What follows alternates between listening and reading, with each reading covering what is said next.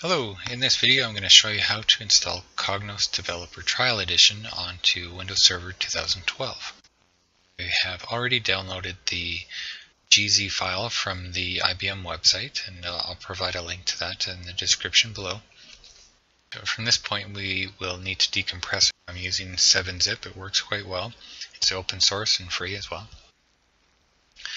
And what I'll do is I'll decompress this GZ file onto my desktop, onto a folder on my desktop. It will create one file inside of that called a tar file.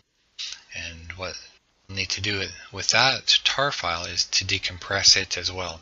So it's kind of a two-step process.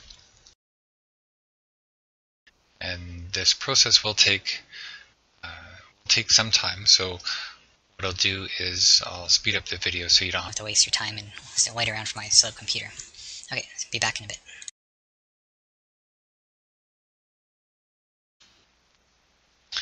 Okay, so the first step of unpacking it into the desktop folder is finished.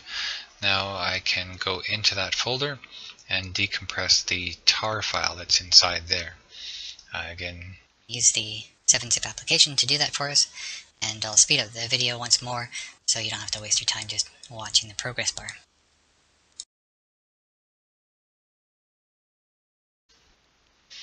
Okay, now that the unpacking has completed, we can go and find the installation program, and that's located in the WinX64H folder. Inside there is an IIS setup file. Run that and the installation starts. Now there isn't too many options that you can configure at this point, but so all we have to do is click next a few times and we're finished the installation. If you want to change the installation path, you should do that. It should work quite well. And the next step is also to select a start menu.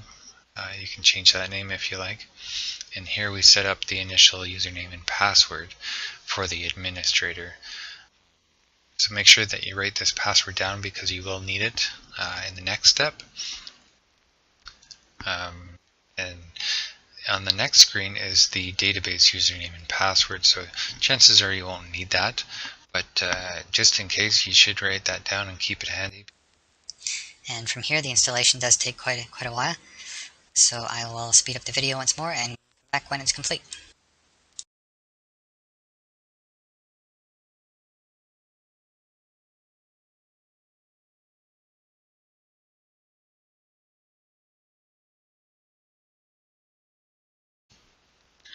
Okay, so now the installation has finished, and it will automatically open up Internet Explorer and bring it to the initial installation welcome screen. What I had to do is click on the Allow Intranet Settings. That'll reduce some of the security restrictions and make it work a little bit easier than if I didn't do that.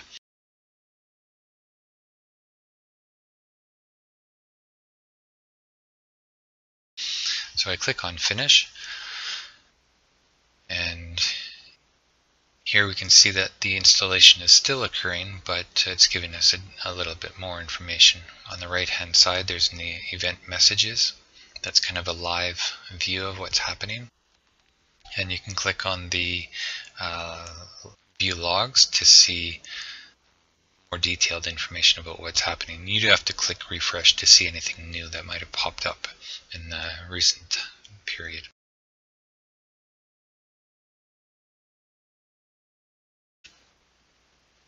And one thing to watch out for during this installation is that at a point in time a message will appear on the right there saying that a reboot is required for the samples to take effect.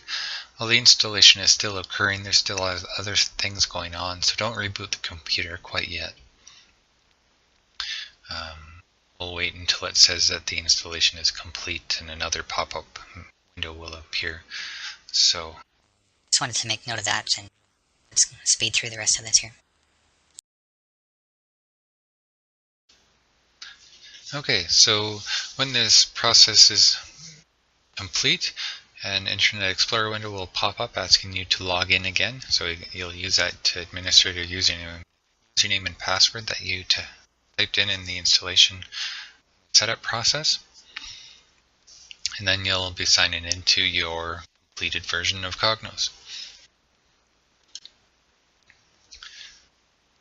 Here we can say that everything has been successfully installed and check the detailed views.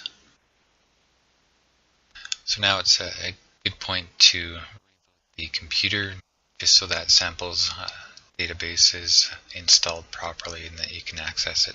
So I'll reboot.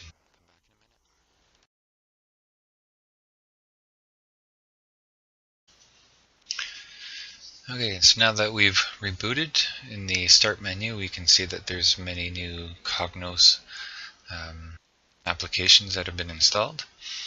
The one that we'll be using is the Manager console.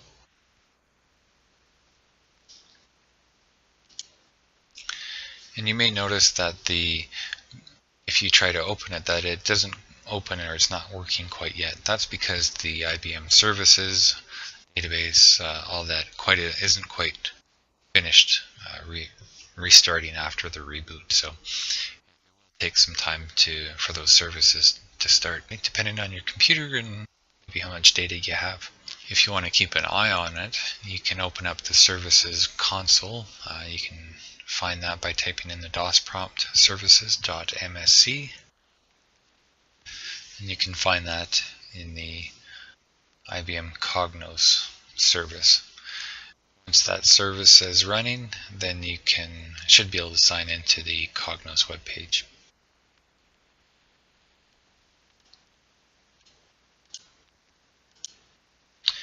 And from this point here, we will be adding a new user. And what we want is a basic end user, so we can see what the reports will look like in regards to the end user. We already have an administrator account to do administrative tasks, create users, and from here on the left we can pick users and add at the bottom. If they give a username, password, of course you'll have to type it twice, and at the bottom we'll want to select just the basic user, administrator. That's how easy it is to create a user in the system. Okay, so the next step is to just verify that the samples database and reports has been installed and working as we expected. So to do that, on the left hand side, click on Manage, and then we can pick My Workspaces.